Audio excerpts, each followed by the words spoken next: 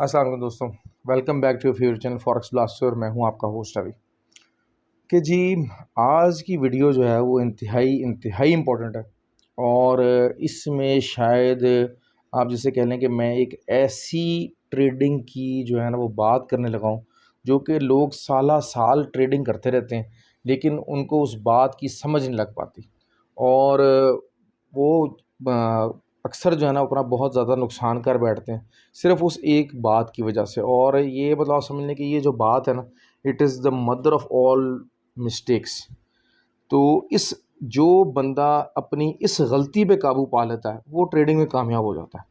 तो ये जो चीज़ है आज इस वजह से जो भी बंदा सीखने के लिए चाहेगा तो आज की इंतहाई इंतहाई इंपॉर्टेंट वीडियो। तो लेकिन ये कि मैं पहले डिस्क्लेमर देता चलूँ कि इस वीडियो के अंदर जो भी बातचीत है वो मेरे अपने पर्सनल ओपिनियन है, व्यूज़ हैं, फाइनेंशियल एडवाइस नहीं है। फाइनेंशियल एडवाइज़र के तौर पे ये चीज़ वीडियो नहीं बनाई जा रही। दूसरी बात ये है कि जी जो है वो नीचे तमाम डिस्क्रिप्शन में लिंक दिए हुए हैं, ग्रुप्स के दिए हुए हैं, आप उधर से ज्वाइन कर सकते हैं। और जो हमारा जो व्हाट्सएप ग्रुप है जिसमें हम लोग ट्रेनिंग और सिग्नल्स देते हैं वो एब्सोल्युटली फ्री है। उसकी कोई कॉस्ट नहीं है, कोई आपको पैसा कुछ एक रुपया नहीं देना। उसके लिए भी ऑक्टा एफएक्स के सिर्फ आईबी के ऊपर हमारे आपको आना पड़ेगा।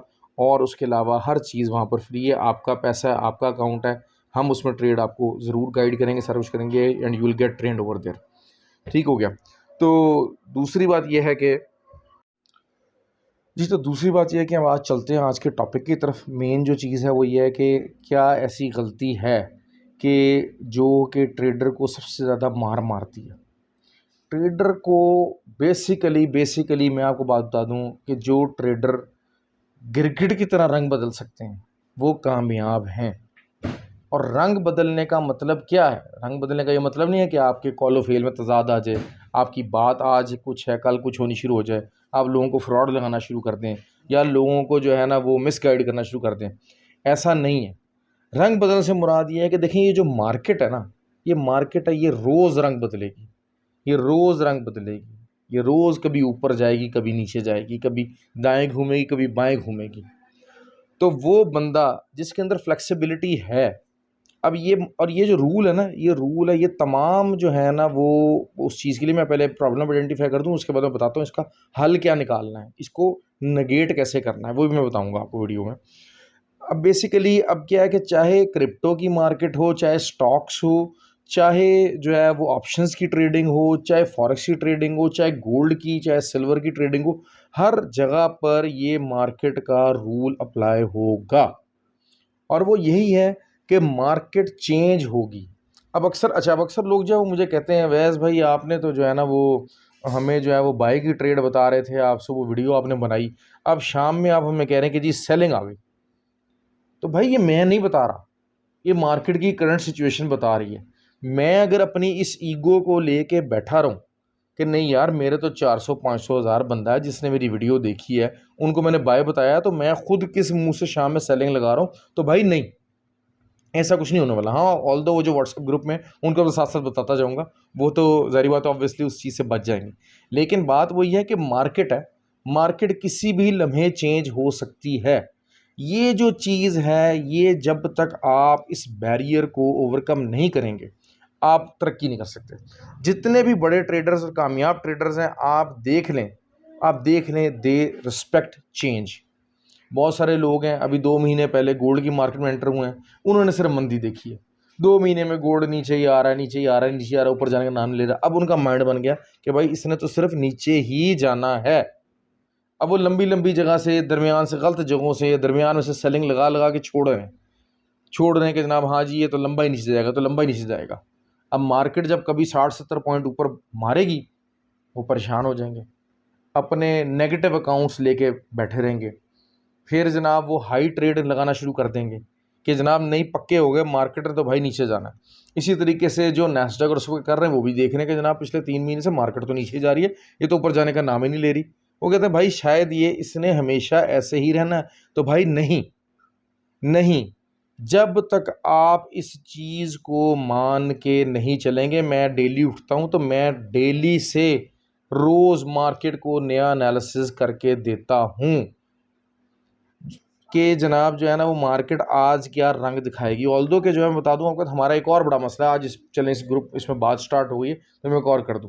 जो कि सबसे मुश्किल फॉर्म ऑफ ट्रेडिंग है, सबसे मुश्किल फॉर्म ऑफ ट्रेडिंग वो है इंट्राडे ट्रेडिंग।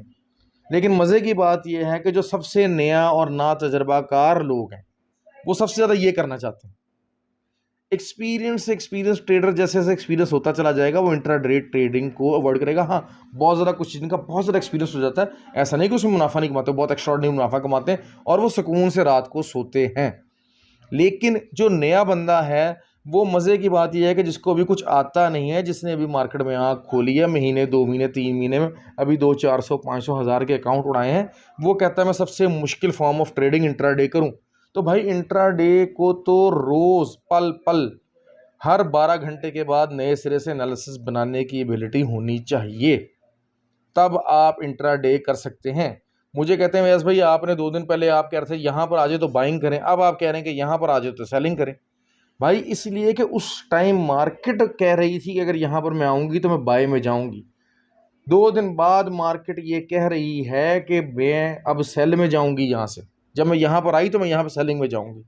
तो ये है सबसे बेसिक फिनोमेना, ये बैरियर है जिसको कि नया बंदा कभी भी ओवरकम नहीं कर पाता, और कामयाब ट्रेडर कभी भी इस बैरियर को छोड़ता नहीं है, कभी भी इस बैरियर के पीछे छुपता नहीं है, कभी भी अपनी इस कमज़ोरी को छुपाता नहीं है।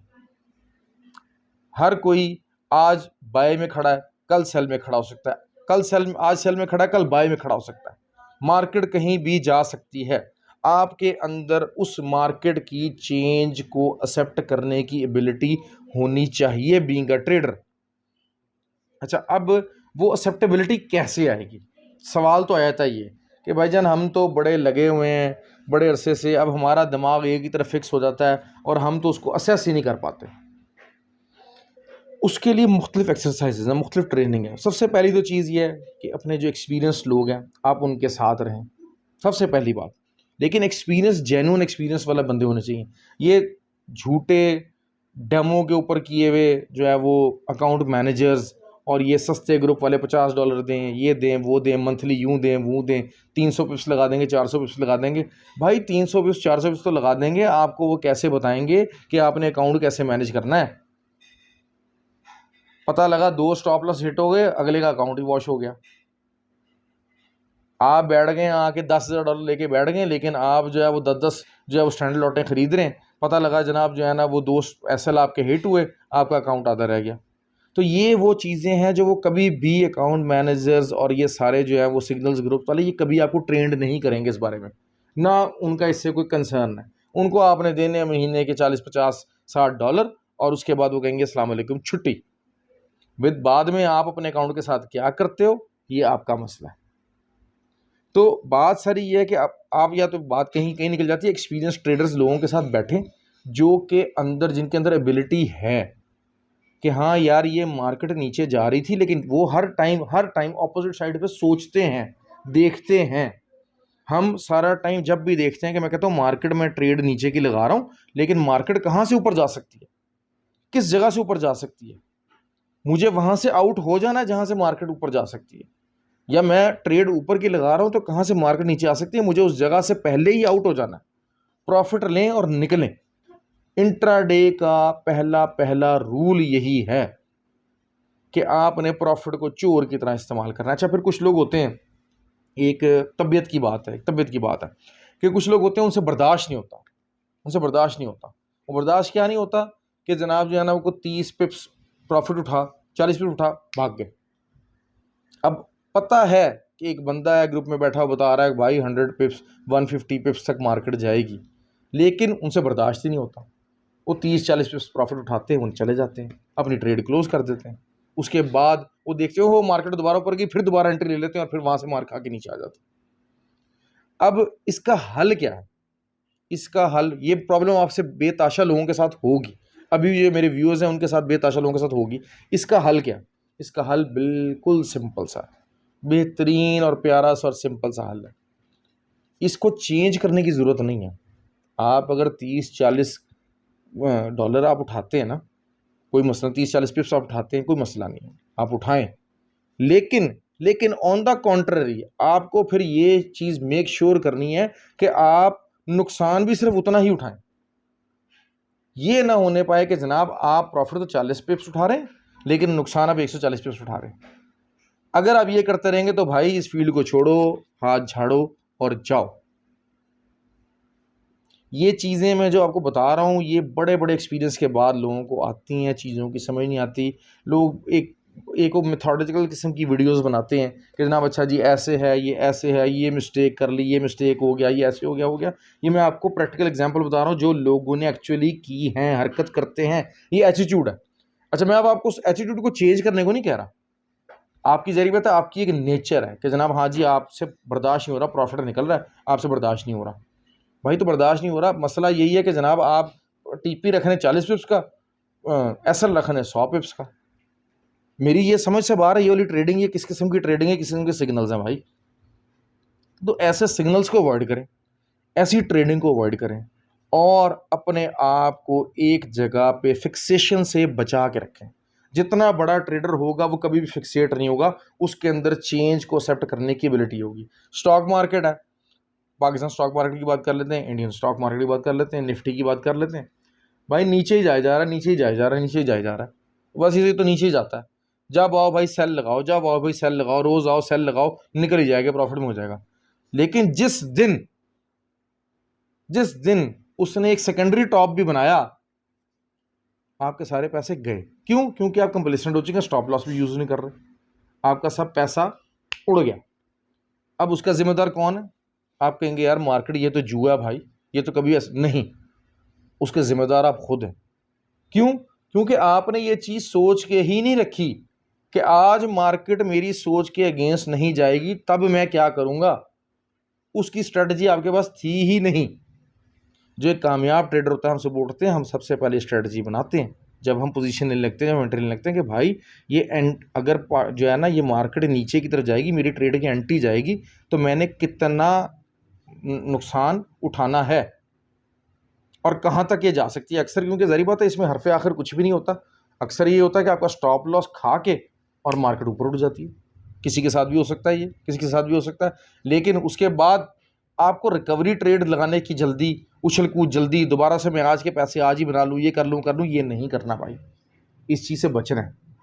तो आई होप कि जो है वो आज के इस लेसन को बहुत सारे लोगों ने समझा होगा, सीखा होगा।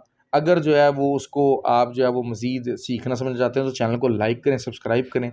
नीचे जो है वो मेरे पास मेरा व्हाट्सअप नंबर भी है, मुझसे रब्ता कर सकते हैं। हमारे ग्रुप को ज्वाइन करने के लिए किसी को रब्ता करना है वो कर सकता है, कमेंट कर सकते हैं। और जिन लोगों को इस वीडियो से अगर कोई ऐसी चीज़ उन्होंने भी फेस की है तो प्लीज़ अपने कमेंट करें, नीचे बताएं, डिस्कस करें। और your comments will be accepted and will be very liked. और इंशाल्लाह कोशिश करेंगे सबको रिप्लाई कर सकें। हैव अ गुड डे और keep earning the profit, keep your portfolio safe. अल्लाह हाफ़िज़।